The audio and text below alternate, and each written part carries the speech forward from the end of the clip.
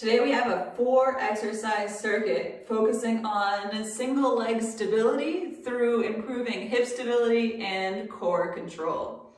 Our first exercise, you're going to need a band attached around a fixed point. You're going to step one foot inside the band with your outside leg. The band is around my thigh, just above the knee, and I'm going to use it to apply some tension on my lunge. If I were to let the band pull my leg without resisting, then my knee would want to collapse in. So I'm really trying hard here to engage my glutes to keep my middle of the knee over middle of the foot, counteracting the band and using that force as I'm going through a lunge movement. So this is my lunge with a band. We're going to go for 10 on each side. So you can do the same thing whenever you're ready to switch. Go around, throw the band on the other side. Same setup, feeling like you're really working the glutes and the core to control that middle of the knee over middle of the foot as you're going through a lunge. Good. Like I said, 10 on each side. Next exercise we have is a single leg band anti-rotation punch. Now this is an exercise that I use often in my programs, often with a double stance or a split stance. But here, to further challenge the single leg balance, we're going to go standing on one leg, slight bend in the knee, a lot of engagement through the core and hip. My band here is pulling directly out from a fixed point, and I'm going to be punching out using my core and my hips to really counteract the fact that the band wants to pull me in. And I'm really feeling a lot of engagement through my leg, my hip, and my core to go 10 band punches on one side, switching sides, same setup, 10 punches on the other side. If you're finding that this exercise is too challenging as it is, you can use your back leg as a bit of a kickstand behind you.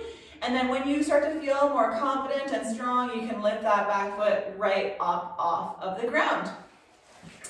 Exercise number 3 is a step up. So you're going to want to try and have some kind of step here that's about a foot off the ground, 12 inches, anything that gives you approximately a 90-degree angle at your knee when you put your foot up on it.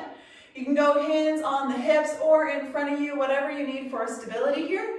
You're going to engage the quad and the glutes here, leaning forward onto that front leg, feeling the engagement in the glutes and the quads. You're going to come up to stand, both feet come onto the box, and then same thing, nice and slow as you come back down. This is a really slow, controlled movement. 1, 2, up, 1, 2, down, 1, 2, up, 1, 2, down. You want to make sure you're not rushing that downwards motion. You don't want to feel like you're falling down.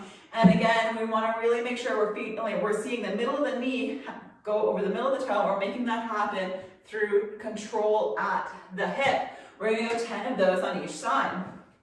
Last but not least, we have a side plank with leg lifts. This is challenging for the core, but also for the abductors in the leg, including the glutes. We're going to find a spot either on the elbow or on the hand, depending on what your level of challenge is. I'm going to go here from my elbow, and I'm going to show you a nice modification also if you want to take the intensity down a little bit.